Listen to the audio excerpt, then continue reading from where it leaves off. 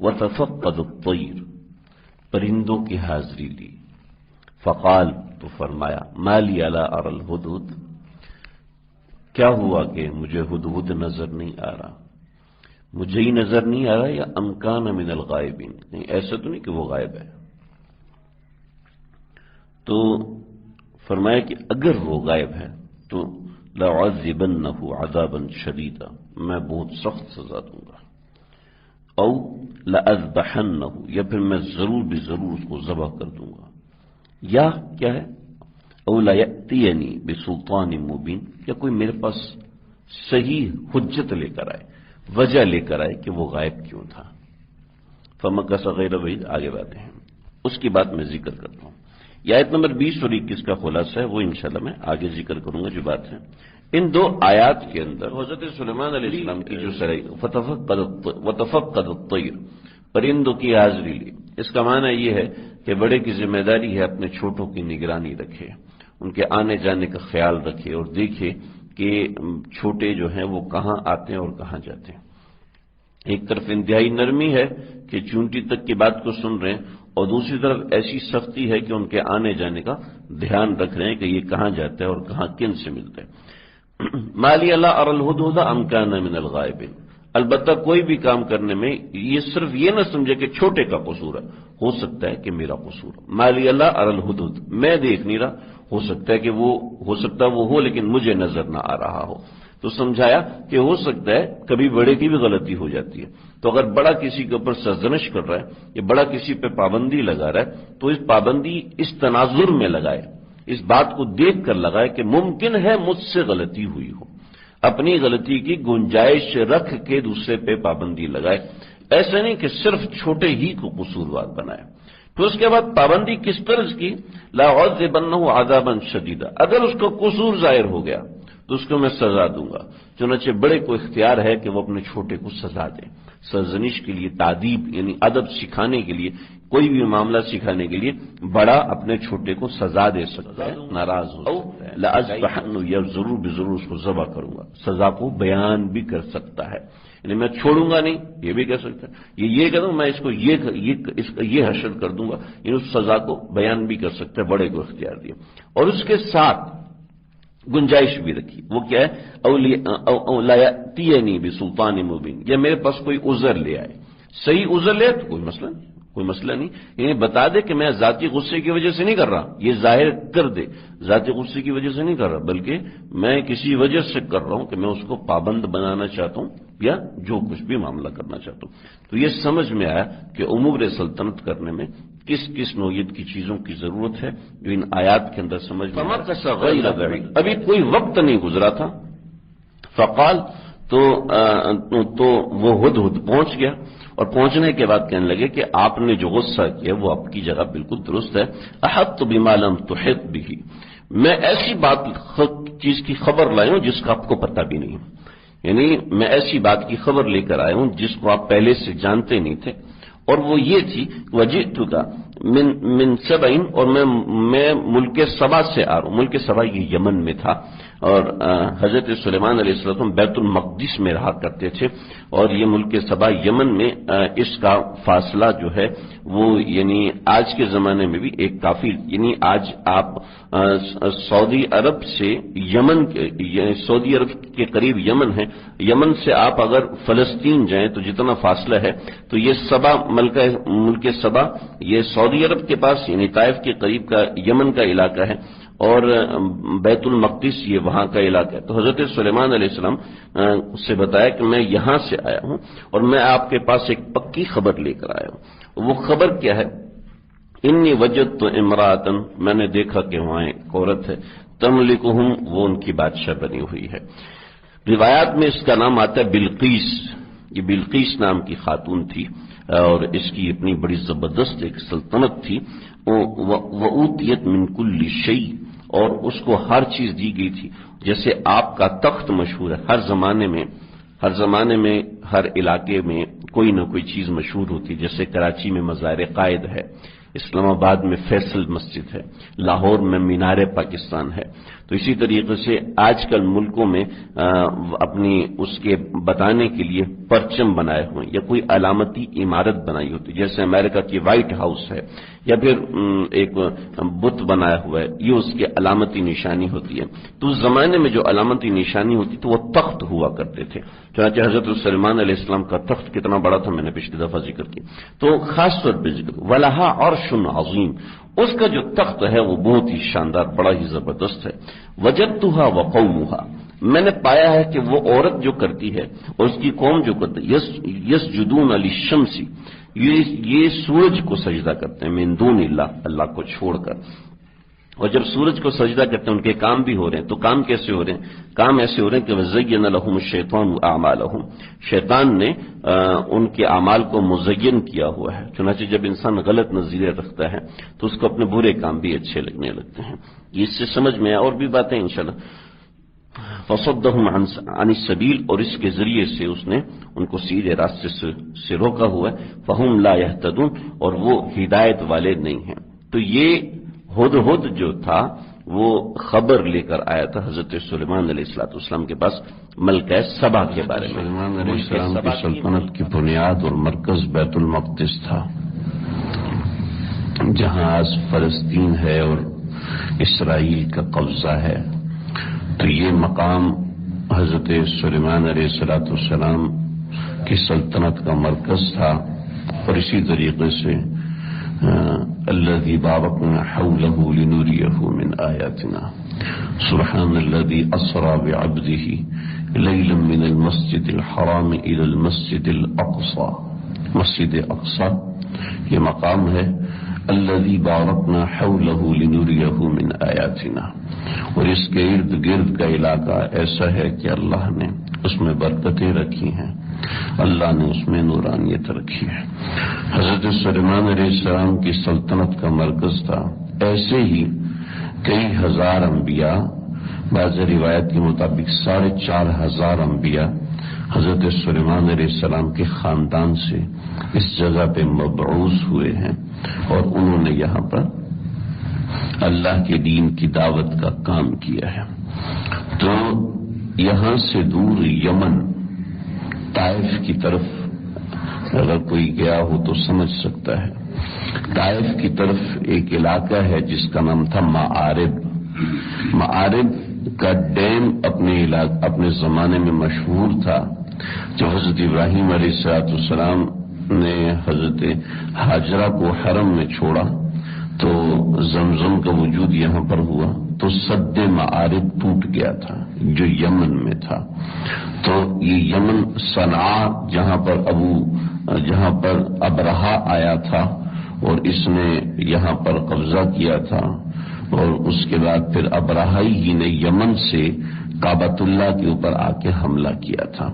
تو اسے سمجھ لیں کہ یمن کعبۃ اللہ کے قریب ہے۔ حضرت سلیمان علیہ السلام کی سلطنت بیت المقدس میں تھی۔ تو یہاں صنعاء کے 3 میل کے فاصلے پہ معارب تھا، جو کہ ملکہ بلقیس کی سلطنت تھی۔ سبا حمیری ایک قوم تھی، اس وجہ سے اس کو ملک سبا کہتے ہیں۔ تو حمیری اور طبا یہ بڑی تفصیلی قابل ذکر قوم ہیں۔ انہی کا ایک بادشاہ طبا تھا جس نے آپ علیہ السلام کی آمد سے پہلے مدینہ منورہ پہ حملہ کیا تھا، اور مدینہ منورہ پہ 3 دن تک جنگ چلتی رہی تھی لیکن فتح نہ ہو سکی۔ تو پھر اس نے اپنے ساتھ جو علماء تھے ان سے پوچھا اور پھر کچھ گھر بنائے آپ صلی اللہ علیہ وسلم کی آمد کے لیے۔ بہت سی روایات میں جو ابو ایوب انصاری رضی اللہ تعالیٰ عنہ کا گھر تھا وہ 2 منزلہ تھا، اور وہ طبا حمیری نے ہی بنایا تھا، اور اس میں ایک خط بھی دیوار پہ چسپاں کیا تھا، دیوار پر لگایا تھا کہ آپ صلی اللہ علیہ وسلم جب تشریف لائیں گے تو اس گھر میں رہیں، اور اس گھر میں رہیں گے تو میری طرف سے یہ شہادت اور گواہی ہوگی کہ میں آپ پر ایمان لے کر آ گیا ہوں۔ تو یہ حمیری آپ صلی اللہ علیہ وسلم اور حضرت سلیمان علیہ السلام کے درمیان 1700 سال کا فاصلہ ہے۔ تو یہ حمیری جو ملکہ سبا تھی اس کی قوم تھی، تو یہ ملکہ سبا کی قوم ہے، لیکن یہ سورج پرست تھی۔ ملکہ سبا کے بارے میں عجیب عجیب باتیں روایات میں، صحیح معتبر روایات میں ملتی ہیں کہ ملکہ سبا کا نام بلقیس بن شراحیل تھا، اور بعض حضرات کہتے ہیں کہ نہیں، یہ جنی کی اولاد تھی، یعنی ان کی والدہ کا نام بلتا تھا جو کہ جن تھی، اور والد کا نام ذو شرح تھا جو کہ ایک عام انسان تھا، اس نے جنیہ سے شادی کی تھی جس سے یہ پیدا ہوئی تھی، انتہائی خوبصورت، لیکن اس کے جسم کی ساخت انسانوں سے کچھ مختلف تھی، یعنی آگے اس کا پاؤں پورا تھا لیکن ایڑی اس کی جانور کے کھر کی طرح کی تھی، جیسے جانور کا کھر ہوتا ہے، ایڑی اس طرح کی تھی اور آگے پاؤں انسان کی شکل کا تھا۔ تو ایسے اس وجہ سے وہ ملکہ بنی کہ اس کے اندر کچھ ان نیچرل قسم کی طاقتیں ہوتی تھیں جسے مافوق الفطرت طاقتیں کہتے ہیں، کچھ ایسی طاقتیں اس کے پاس تھیں، اور یہ اسرائیلی روایات ہیں۔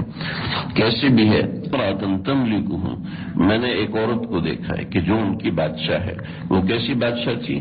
ایسی بادشاہ تھی کہ اس کے 312 وزیر تھے، اور ہر وزیر کے ماتحت 12,000 آدمی تھے، اور اس کے علاوہ لاکھوں کا لشکر تھا، اور وہ لاکھوں کے لشکر کو وہ اکیلی کنٹرول کرتی تھی، اپنی طاقت کے ساتھ، اپنی قوت کے ساتھ، اپنی فہم کے ساتھ۔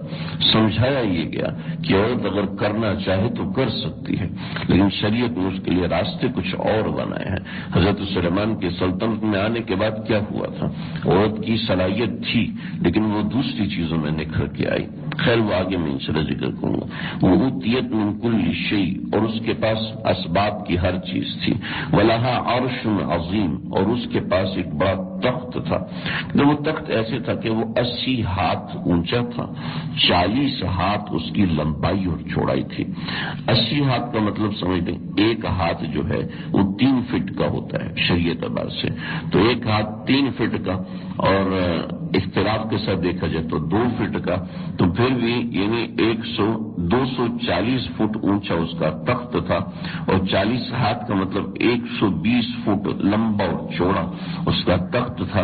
600 خواتین ہر وقت اس کی خدمت میں رہا کرتی تھیں، اس کے لحاظ سے اس کا خیال کرتی ہوئی دیگر بہت سے وزراء اور جو اس کے مشیر تھے وہ 312 تھے جو اس کے ہر معاملے کو، سلطنت کو دیکھا کرتے تھے۔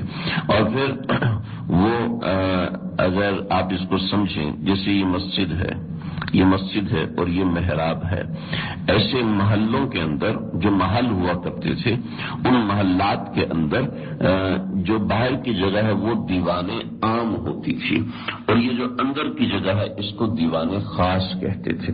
دیوان عام اور ہوتا تھا اور دیوان خاص اور ہوتا تھا۔ جو لاہور کا شاہی قلعہ ہے اس کے اندر بھی بنا ہوا ہے، لیکن وہ دیوان خاص اور وہ دیوان عام اتنا چھوٹا سا ہے کہ اس میں آئیں گے 40-50 لوگ دیوان خاص میں آئیں گے، اور اسی طریقے سے اس سے 2 یا 3 گنا کر لیں وہ دیوان عام میں آئیں گے، لیکن نہ ابھی اس کی کوئی تاریخی حیثیت کو اتنی مضبوط بھی نہیں، اور نہ ہی کوئی نہ ہمارے پاس اتنا علم ہے کہ اس کی تاریخ کو گائیڈ کیا جا سکے، اس کو سمجھایا جا سکے۔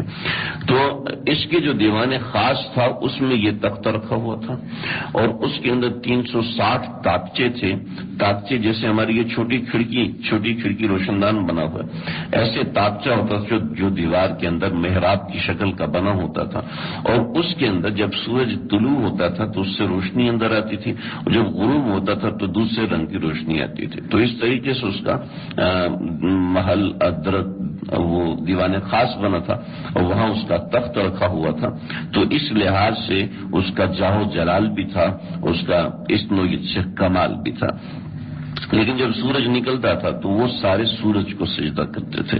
چنانچہ وَزَيَّنَ لَهُمُ الشَّيْطَانُ أَعْمَالَهُمْ فَصَدَّهُمْ عَنِ السَّبِيلِ فَهُمْ لَا يَهْتَدُونَ. تو یہاں تک بات ہوگی اس کے کچھ تعارف کی، اور اس کے کچھ تعارف میں یہ چیزیں یہاں پر ذکر کرتی ہیں. اس کے بعد اللہ رب العزت نے جملہ معترضہ کے طور پہ ایک بات بیان فرمائی. یہ آیت سجدہ ہے، میں نے شروع میں پڑھی اس لیے نہیں کہ اگر کوئی جا رہا ہو تو اس کو پتہ نہ چلے، تو ایسا نہ ہو کہ سجدہ اس کے ذمہ واجب رہ جائے. تو یہ آیت سجدہ سننے سے سجدہ واجب ہو جاتا ہے. اللہ یسجدوا للہ. ایک اور مسئلہ سمجھ لیں، آیت سجدہ اگر کسی نے ریکارڈنگ میں سنی ہے تو پھر اس کے اوپر سجدہ تلاوت واجب نہیں ہوتا. لیکن اگر کسی نے براہ راست سنی ہے، جیسے کوئی بیان کر رہا ہے، ریڈیو پہ چل رہا ہے یا ٹی وی پہ چل رہا ہے، اور کوئی اس کو لائیو سن رہا ہے، یا پھر آج کل سافٹ ویئر جو ملتے ہیں تو اس کے ذریعے سے جب لائیو آ رہا ہوتا ہے تو جو اس آیت سجدہ کو براہ راست سن لیتا ہے تو اس کے اوپر بھی سجدہ کرنا واجب ہو جاتا ہے. تو اللہ یسجدوا للہ، کیوں سجدہ نہیں کرتے اللہ کے لیے؟ الذی یخرج الخبء فی السماوات والارض. خب کہتے ہیں چھوٹی چھوٹی جو الذی یخرج الخبء فی السماوات، جو کہ زمین آسمان کی ہر چھوٹی بڑی چیز نکالتا ہے. ویعلم ما تخفون وما تعلنون، اور جو تم چھپاتے ہو اس کو بھی جانتا ہے، اور جو تم ظاہر کرتے ہو اس کو بھی جانتے ہیں اللہ. اور چنانچہ یہاں پہ سمجھایا گیا کہ ملکہ سبا کی جو قوم تھی وہ ان سے چھپی ہوئی تھی، لیکن اللہ رب العزت نے ظاہر کر دیا. اور اس کے علاوہ اور بہت سی چیزیں جو چھپی ہوئی ہیں اللہ رب العزت اس کو سمجھتے ہیں اور جانتے ہیں. میرے سینے کے اندر، آپ کے سینے کے اندر، میرے ذہن کے اندر، آپ کے ذہن کے اندر جو چیزیں چھپی ہیں اللہ جانتے ہیں. اللہ لا الہ الا ہو. وہ کیوں ہے؟ اس لیے کہ اللہ ہی واحد الہ ہے، اکیلے الہ ہے، رب العرش العظیم. اور تم ملکہ سبا کا عرش دیکھ کر تمہارے اوپر روب نہ آ جائے. حضرت سلیمان کے عرش کے اوپر یعنی تخت کے اوپر 1,00,000 لوگوں کی کیپیسٹی ہوا کرتی تھی. 75,000 اوپر ہوتے تھے اور 25,000 پرندے اوپر اڑ رہے ہوتے تھے. تو کہیں ایسا نہ ہو کہ اس کے روب میں آ جاؤ. وہ رب العرش العظیم، وہ عرش عظیم یعنی بڑے تخت کا مالک وہ اللہ ہے. لہذا اس کے روب کے سامنے کسی کا روب نہیں، اس کے عرش کے سامنے کسی کا یعنی اس کے تخت کے سامنے کسی کا تخت نہیں. آگے حضرت سلیمان علیہ السلام نے ہدہد کو دوبارہ ایسا یہ چل رہا تھا کہ حضرت سلیمان علیہ السلام نے پرندوں کی حاضری لی، اور حاضری لینے میں ہدہد غائب تھا. اصل میں ہدہد کی نگرانی پانی کے اوپر تھی، اور ہدہد کو اللہ نے ایسی آنکھ دی ہے جس سے اس کے سامنے زمین شیشے کی طرح سفید ہو جاتی، شیشے کی طرح ٹرانسپیرنٹ ہو جاتی ہے، اور زمین کے اندر کی چیزیں نظر آتی ہیں. جیسے مرغے کو اللہ رب العزت کی طرف سے فرشتے نظر آتے ہیں، اور اس کے کانوں میں ایسی سینسٹیوٹی ہے کہ حضرت دیق علیہ السلام جب آسمان پہ آذان دیتے ہیں تو اس کو زمین پر اس آذان کی آواز سنائی دیتی ہے، اور پھر وہ صبح کے وقت آذان دینا شروع کرتا ہے. تو ایسے اللہ رب العزت نے بعض پرندوں میں یہ چیز کی، اس کرامت کی وجہ سے ہدہد کی حضرت سلیمان علیہ السلام کی طرف جو نسبت ہے اس نسبت کی وجہ سے فرمایا. چنانچہ حضرت سلیمان علیہ السلام کے پاس آیا ہدہد، اور اس نے آ کے بتایا کہ میں ایک سلطنت دیکھ کر آیا ہوں جس کے اوپر ایک ملکہ جو ہے وہ راج کرتی ہے. تو کہا ٹھیک ہے. قال سننظر، ابھی ہم دیکھتے ہیں. اصدقت ام کنت من الکاذبین، تو نے سچ بولا ہے یا تو جھوٹوں میں سے ہے. چنانچہ حکمران کو، گھر کے بڑے کو، باس کو اس بات کا اختیار ہے کہ اپنے ماتحتوں کی چیزوں کی تصدیق کر سکتا ہے. وہ چاہے تو تصدیق کر سکتا ہے. اس تصدیق کرنے کو بدگمانی نہیں کہتے، بلکہ حاکم کے ذمے بہت سے احکامات ہوتے ہیں. ان میں سے ایک یہ بھی ہے کہ وہ ایسے کسی ایرے غیرے کی بات کا بھروسہ نہ کرے، بلکہ اس کی بات کی تحقیق کرے. تحقیق کیے بغیر ایسے ہی بات کر دینا یہ کسی حکمران، کسی مسلمان کا شیوا تو ہے ہی نہیں، لیکن جو مسلمانوں کا نمائندہ ہے جس کو حکمران کہتے ہیں یہ اس کا شیوا بھی نہیں ہے. تو قال سننظر، ہم دیکھتے ہیں اصدقت کہ تم سچے ہو، ام کنت من الکاذبین یا تم جھوٹ بول رہے ہو.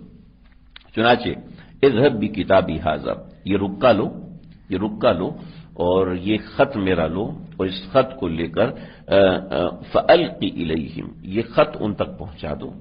ثم تول عنہم، پھر تم ان سے ہٹ جاؤ، فانظر ماذا یرجعون، پھر دیکھتے ہیں کہ وہ کیا چیز لے کے آتے ہیں واپس، اگر وہ جواب دیتے ہیں یا کسی طرح کا کوئی تاثر دیتے ہیں تو پھر یہاں پر ایک بات سمجھ لیں، جیسے اللہ رب العزت نے بہت سی چیزیں بہت سے انبیاء سے بھی چھپائی ہیں، یعنی بہت سے انبیاء کو بہت سی چیزوں کا راز نہیں بتایا، اور بہت سے معاملات ایسے رکھیں جو انسانوں سے مخفی رکھیں، اپنے خاص لوگوں سے بھی مخفی رکھیں، تو ایسے ہی اللہ رب العزت نے ملکہ بلقیس کی جو سلطنت تھی ملک سبا، اس کو بھی حضرت سلیمان سے پوشیدہ رکھا تھا، کوئی وجہ ہوگی، کوئی حکمت ہوگی، ہمیں اس میں پڑھنے کی ضرورت نہیں۔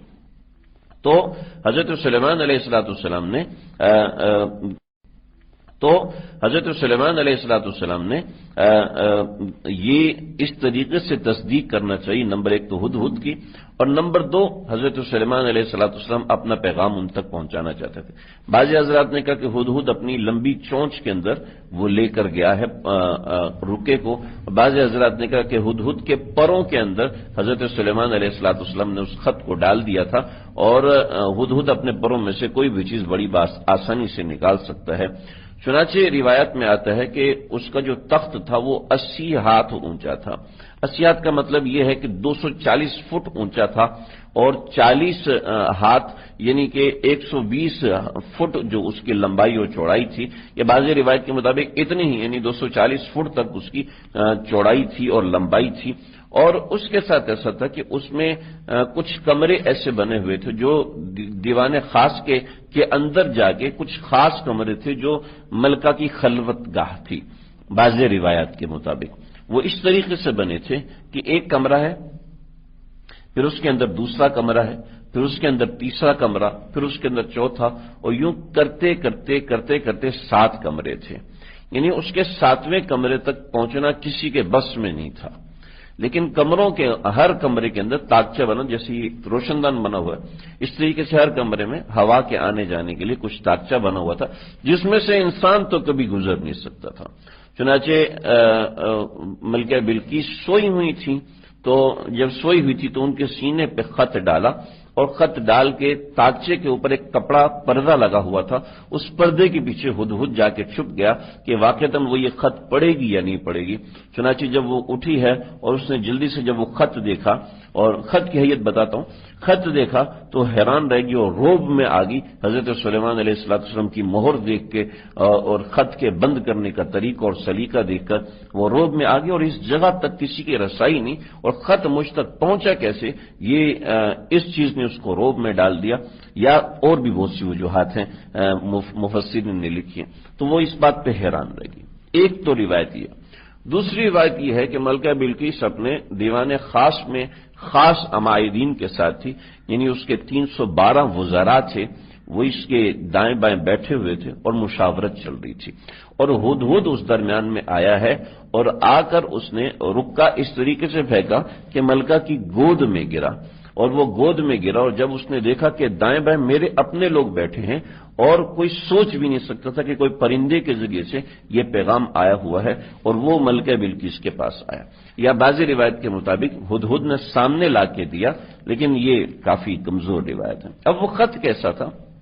روایات میں آتا ہے، تاریخ کی کتابوں میں آتا ہے کہ اس جیسا روبدار اور اس جیسا مختصر ترین خط اس سے پہلے نہ کسی نے لکھا تھا، اور اس کے بعد نہ کوئی لکھ سکا ہے، کہ انہ من سلیمان و انہ بسم اللہ الرحمن الرحیم، یہ 2 جملے، اور تیسرا جملہ جو تھا کہ تم ہمارے اوپر تکبر نہ کرو، بلکہ وہ آتونی مسلمین، مسلمان فرما بردار بن کے میرے پاس ہے، اللہ تعلو علیہ، میرے اوپر نافرمانی نہ کرنا، یعنی میرے اوپر مقابلہ کرنے کی سوچنا نہیں، یعنی تکبر نہ کرنا، وہ آتونی مسلمین، اور فرما بردار بن کے آ جاؤ، بس یہ تھا۔ بعض روایت میں اس کی عبارت تھوڑی سی تبدیل ہے کہ یہ تھا من عبداللہ سلیمان ابن داؤد، اور اس کے بعد تھا بسم اللہ الرحمن الرحیم، اور اس کے بعد یہ جملہ تھا اللہ تعالی علیہ وآتونی مسلمین۔ تو یہ مختلف عبارات ہیں، لیکن یہ ایسے ہے کہ 2 سے 3 جملوں میں ایسا خط تھا، اس خط کو حضرت سلیمان علیہ السلام نے بند کیا اور مشک کے ذریعے سے بند کیا، اور اس کے اوپر حضرت سلیمان علیہ السلام نے اپنی شاہانہ سلطنت کی ایک مہر لگا دی، جو کہ اس بات کی علامت تھی کہ جب آپ کھولیں گے تو یہ تب مہر ٹوٹے گی، اس کا مطلب ہے کہ یہ پیغام میرے اور آپ کے درمیان ہے، یہ مہر ہم دونوں کے درمیان ایک حد فاصل ہے، یعنی صرف یہ بات مجھے پتہ ہے اور آپ کو پتہ ہے۔ چنانچہ کسی بھی طریقے سے خط پہنچا، تو خط پہنچنے کے بعد ملکہ بلقیس نے اپنی جو خاص مشاورت تھی اس سے مشورہ کیا۔ اس سے مشورے کے بعد کیا معاملات ہوئے میں اس کا ذکر کروں گا۔ چنانچہ اذهب بکتابی ھذا، بس یہاں تک کی آیات کو سمجھ لیں، اذهب بکتابی ھذا، میرا یہ پیغام لے کے جاؤ، فألقه الیہم، اور ان تک یہ پیغام پہنچاؤ۔ کیسے پہنچایا میں نے ذکر کر دی۔ ثم تول عنہم، پھر ان سے واپس آ جانا، وہاں مت رہ جانا، ایسا نہ ہو کہ ان کے پیغام کے انتظار میں بیٹھے ہو، بلکہ اب جواب پہنچانا ان کی ذمہ داری ہے کہ وہ کیسے پہنچاتے ہیں۔ چنانچہ جب بڑا کسی چھوٹے کو پیغام بھیجے تو چھوٹے کی ذمہ ہے کہ وہ اپنی ذمہ داری پہ پیغام پہنچائے، یہ نہیں کہ بڑے کا انتظار کرے کہ وہ مجھ سے پوچھیں گے تو میں بتاؤں گا ورنہ مجھے کیا ضرورت ہے بتانا، یہ نہیں، بلکہ ادب یہ ہے کہ جب کوئی بڑا آپ کو کام دیتا ہے تو چھوٹے کو چاہیے کہ اس کا اطلاع کرے کہ آپ نے مجھے یہ کام دیا تھا، میں نے یہ کام کر دیا ہے۔ استاد نے اپنے شاگرد سے کہا کہ فلاں کام کر دو، یہ چیز فلاں تک پہنچا دو، اس نے کہا ٹھیک ہے صحیح، یہ بالکل پہنچاتا ہوں، دوڑ کے گیا پہنچا دیا، اور پہنچانے کے بعد اپنے کام میں لگ گیا، نہیں بلکہ پہنچانے کے بعد اس کے ذمہ کہ اطلاع دے کہ آپ کا کام میں نے کر دیا ہے، فلاں جو خدمت مجھے دی تھی وہ میں نے کر دی۔ چنانچہ حضرت سلیمان نے فرمایا کہ ہدہد تم واپس آ جانا، اب ان جواب دینا ان کی ذمہ داری ہے، وہ چاہیں تو جواب دیں، نہیں تو پھر ہم خود دیکھ لیں گے۔ وقالت، تو فانظر ماذا یرجعون، دیکھو پھر کیا وہ لوگ جواب لے کر آتے ہیں۔ قالت یا ایھا الملؤ، کا اے سردارو، انی القی الی کتاب کریم، میرے پاس ایک بڑا زبردست قسم کا خط آیا ہے، بڑا روبدار قسم کا خط آیا۔ میں نے ذکر کیا کہ وہ بسم اللہ الرحمن الرحیم کے نام سے روپ میں آ گئی، یعنی رحمت ہے، محبت ہی محبت ہے اس خط کے اندر، لیکن پہنچا ایسے طاقتور طریقے سے ہے کہ لاکھوں کی سلطنت کو پار کرتا ہوا آیا اور کسی کو پتہ بھی نہیں چلا، یعنی ایسے ذرائع سے آیا کہ جہاں تک اس کے اپنے لوگوں کی رسائی نہیں تھی، لیکن ایک غیر نے وہاں تک رسائی حاصل کر لی، اس بات سے وہ روب میں آ گئی، یا حضرت سلیمان علیہ السلام کی مہر سے آ گئی، یا حضرت سلیمان علیہ السلام کے طریقہ کلام سے آ گئی۔ لیکن ایک بات اور سمجھ میں آتی ہے، جو پڑھے لکھے لوگ ہوتے ہیں وہ با اثر چیز کا تاثر لیتے ہیں، اور جو ان پڑھ لوگ ہوتے ہیں یا جو ریجڈ قسم کے لوگ ہوتے ہیں وہ کسی تعمیری چیز کا اثر نہیں لیتے، ان کے سامنے آپ کتنی ہی بہترین بات کر دیں گے، چھڑے کوئی ضرورت نہیں ہے، ہم بالکل صحیح کر رہے ہیں، ہمیں کسی سے پیچھے چلنے کی ضرورت نہیں ہے، یہ طریقہ کار پسندیدہ نہیں ہے۔ آپ صلی اللہ علیہ وسلم اہل ثروت کی عزت کیا کہ تاثر دیا کرتے تھے، آپ صلی اللہ علیہ وسلم ہر وقت ایک امپریشن نہیں رکھتے تھے کہ خوشی کی بات پہ خوش ہوتے تھے، پریشانی کی بات پہ پریشان ہوتے تھے، رونے کی بات پہ روتے تھے، تکلیف والی بات پہ تکلیف کا اظہار کرتے تھے۔ سیدنا عمر فاروق رضی اللہ تعالیٰ عنہ بیمار ہوئے تو ہائے ہائے درد ہو گئے، یوں منہ سے نکلا تو ابو دردہ بیٹھے، آپ اتنے بہادر ہیں، اب اتنے بہادر ہیں، آپ ہائے ہائے کر رہے ہیں، ہمیں شرم آ رہی ہے، آپ اتنے بڑے خطے کے امیر ہیں، امیر المؤمنین ہیں، خلیفۃ المسلمین ہیں، اور اتنی چھوٹی سی درد پہ آپ ہائے ہائے کر رہے ہیں۔ ابو درداء، اللہ نے یہ تکلیف میری بہادری دیکھنے کے لیے نہیں دی بلکہ میری ہائے ہائے سننے کے لیے دی ہے۔ تو ایسا نہیں ہے کہ جی عام طور پر سٹیبل رہتے ہیں، نہیں ایسا نہیں ہے۔ فذکر فإن الذکری تنفع المؤمنین، مومنین کو نصیحت کی بات اثر کرتی ہے، ڈرانے۔ وَإِذَا تُلِيَتْ عَلَيْهِمْ آيَاتُهُ زَادَتْهُمْ ایمان، جب آیات قرآنی ان پر پڑھی جاتی تو ان کا ایمان بڑھنا شروع ہو جاتا ہے، ایسا نہیں ہوتا کہ وہ اس سے بیزار ہونا شروع ہو جاتے ہیں۔ چنانچہ اس کے روب کو قبول کیا، روب کو قبول کرنا اللہ کو ایسا پسند ہے کہ اللہ نے کتاب میں لکھا الیہ کتاب کریم، میرے پاس ایک زوردار زبردست قسم کی بات آئی ہے۔ چنانچہ اگر آپ کا کوئی دشمن ہے، آپ کا مد مقابل ہے، اگر وہ طاقتور ہے تو اس کی طاقت طاقت کو تسلیم کرنا چاہیے، اس کی طاقت کو تسلیم کرتے ہوئے پھر آگے معاملہ کرنا چاہیے. ایسا نہیں کہ اس کو حقیر سمجھے، اس کو گھٹیا سمجھے اور گھٹیا سمجھ کے جائے گا تو اس سے نقصان ہوگا. انہ من سلیمان، اس کے مضمون کا خلاصہ ہے کیا؟ انہ من سلیمان، یہ سلیمان کی طرف سے، وانہ بسم اللہ الرحمن الرحیم، اور میں اس کو شروع کرتا ہوں اللہ کے محترم نام سے جو کہ رحمان بھی ہے، جو کہ رحیم بھی ہے. اللہ تعلو علیہ، اور تم سے یہ کہتا ہوں کہ میرے اوپر تکبر مت کرنا. وآتونی مسلم، بس فرما بردار بن کے آ جاؤ، یہ میرا تمہیں پیغام ہے. اب اس پیغام میں کیا زور تھا، کیا چیز تھی؟ کوئی جبر نہیں تھا، کوئی اپنی طاقت زبردستی منوانا، بلکہ بلقیس تک جب حضرت سلیمان علیہ السلام کی طرف سے خط پہنچا تو اس نے اپنے وزراء سے مشورہ کرنا شروع کیا. روایات کے مطابق 312 وزراء تھے اور ہر ایک جو تھا وہ 10-10 ہزار کے اوپر مامور تھا. تو یہ وزراء سارے کے سارے ملکہ کے پاس آئے تو کہا یا ایھا الملأ، اے سردارو، افتونی فی امری، میرے اس معاملے میں مجھے مشورہ دو. افتا یفتی، مطلب اس کا یہ ہے کہ اپنی رائے سے جو بات ہے اس کو بتانا. میرے سامنے جو خط آیا ہے یہ بڑے عجیب و غریب طریقے سے آیا ہے، جس کی وجہ سے میں روب میں آ گئی ہوں اور میں تم سے فیصلہ اور مشورہ کرنا چاہتی ہوں. بات یہ ہے کہ دو قسم کی باتیں ہو سکتی ہیں. ایک یہ ہے کہ حضرت سلیمان علیہ السلام نے اس کے اندر اپنے معبود کا ذکر کیا ہے، معبود کا ذکر کیا ہے اور فرما بردار بننے کا کہا ہے. کوئی دھمکی نہیں دی اور کوئی ایسی بات نہیں کی جو کہ بادشاہ کیا کرتے ہیں.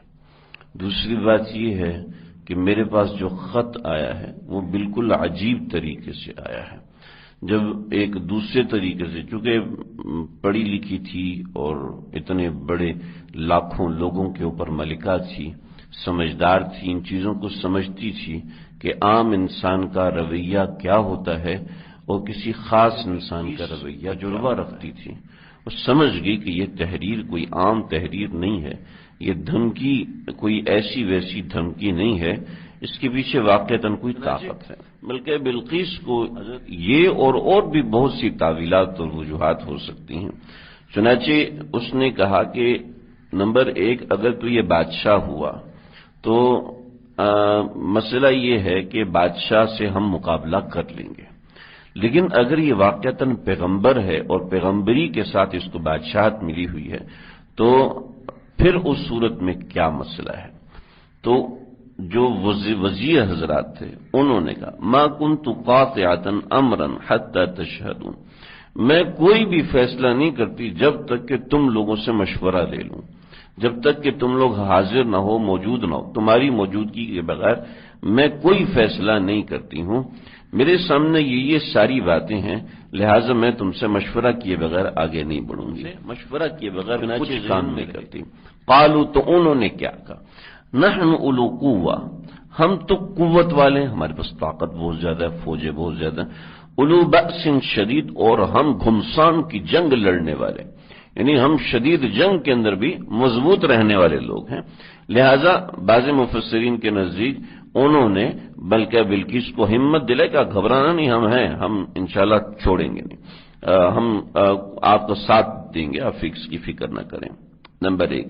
نمبر 2، بعض حضرات نے یہ کہا ہے کہ وہ کہنے لگے جی ہم تو طاقت والے ہیں اور ہم جنگ لڑنے والے ہیں، مشورے کے امور کا ہمیں پتہ نہیں ہے، لہذا جب ہمیں پتہ نہیں ہے تو والامر الیک، تو فیصلہ آپ کے ذمہ ہے، تو فانظری، آپ جا کے خود فیصلہ کریں.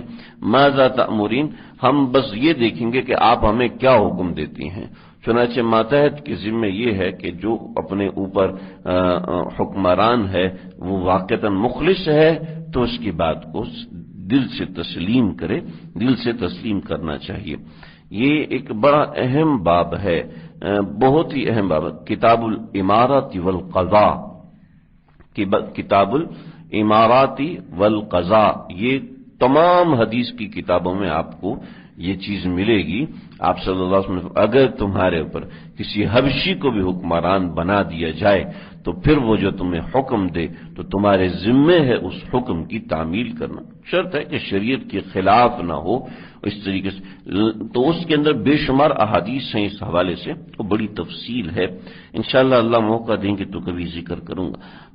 تو پھر ملکہ بلقیس نے قالت ان الملوک اذا دخلوا قریۃ، جب بادشاہ غالب ہو کے کسی علاقے میں داخل ہوتے ہیں تو افسدوها، تو اس کو تباہ کر دیتے ہیں.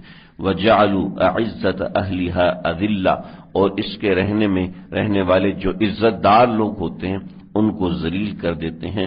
وکذلک یفعلون، وہ اسی طرح کرتے ہیں. تو اب کیا کرنا ہے؟ اب چیک کرنا ہے کہ واقعتاً بادشاہ ہے یا بادشاہ کے ساتھ پیغمبر بھی ہے. تو میں طریقہ کار اپناؤں گی اور وہ یہ ہوگی کہ انی مرسلۃ الیہم بہدیہ، میں ان کی طرف ہدیہ بھیجوں گی. فناظرۃ، اور پھر میں انتظار کروں گی. بما یرجع المرسلون، کہ یہ جن چیزوں کو میں نے بھیجا ہے، ہدیے کو میں نے بھیجا، یہ کیا چیز لے کر آتے ہیں. ملکہ بلقیس نے 500 جوان غلام، ان کو لڑکیوں کا میک اپ کروایا اور لڑکیوں کے کپڑے پہنائے اور ان کے سر وغیرہ جیسے لڑکیوں کے سر بنائے جاتے ہیں ویسے بنائے، بالکل لڑکیوں کی طرح سجایا اور ان کو لڑکیوں کے کپڑے پہنا کے گھوڑے پہ بٹھا دیا. پھر اس کے ساتھ 5 لڑکیاں، نوجوان لڑکیاں، ان کی حیت بالکل لڑکوں والی بنائی اور لڑکوں والی حیت بنا کے وہ ہدیے کے طور پر پیش کر دی. یعنی 500 غلام اور 5 لڑکیاں یہ لڑکوں کی شکل میں، اور اس کے ساتھ ایک ڈبیا کے اندر ایک بہت ہی بڑا ہیرا اور موتی دیا. اور وہ ہیرا ایسا تھا، ہیرا آپ جانتے ہیں کہ کتنا سخت ہوتا ہے، اس میں سوراخ کرنا آسان نہیں ہوتا. اور اس کے ساتھ سونے کی 5000 اینٹیں اور چاندی کی 5000 اینٹیں. کہا کہ مال و دولت تو ایسا ہے کہ جو ہر کسی کو پگھلا دیتا ہے، لہذا آپ دیکھتے ہیں کہ یہ اس کا کیا جواب دیتا. اور اس کے ساتھ رکا لکھا کہ اگر آپ واقعتاً پیغمبر ہیں تو میرے اس ہدیے کو آپ دیکھیں، اور آپ کے لیے یہ ہدیہ بھی ہے اور آپ کے لیے آزمائش بھی ہے کہ آپ اس کے ساتھ کیا